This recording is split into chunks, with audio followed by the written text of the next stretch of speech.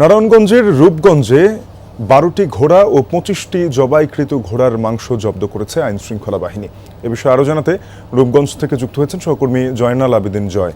জয়, জানাবেন কারা মাংসগুলো বিক্রি করছিল, তাদের বিরুদ্ধে কি ধরনের ব্যবস্থা নেওয়া হচ্ছে? ১৯৯৩ সাল থেকে রাজধানী পূর্বাঞ্চলের নতুন শহর রাজুক বাস্তবায়ন শুরু করে দিল, কিন্তু বিগত ৩৩ বছরে এই অঞ্চলে নিরাপত্তা বলয় তৈরি হয়নি এবং দৃশ্যমান কোনো অবকাঠামো কিন্তু এখনো তৈরি হয়নি, যে কারণে অপরাধীদের একটি উন্মুক্ত জোন তৈরি হয়েছে পূর্বাঞ্চলকে ঘিরে। তার এখানে আসলে ঘোড়া জবাই একটি ব্যাপার চলছে। এই প্লটের যিনি মালিক, তিনি আসলে এখান দিয়ে ঘটনাক্রমে যাচ্ছিলেন এবং প্লটের ভিতরে তিনি এই কর্মযজ্ঞ দেখতে পান এবং তিনি সাথে সাথে সরকারি পরিষেবা 999 ফোন দেওয়ার পর আইন শৃঙ্খলা বাহিনী উপস্থিত হয়।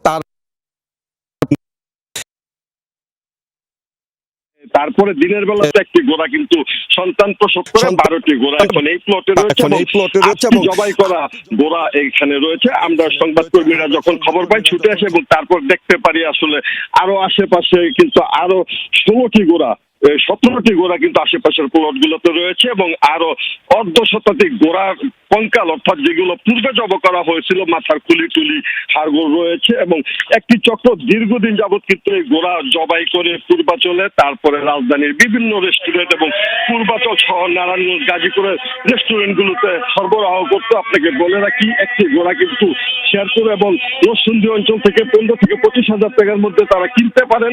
সেক্ষেত্রে তারা 200 থেকে 250 টাকা কেজি ধরে রেস্টুরেন্ট গুলোতে কিন্তু সরবরাহ করেন, যে কারণে অসাধু ব্যবসায়ীরা এই কর্মকাণ্ডটি করে আসছিলেন। শাফিন।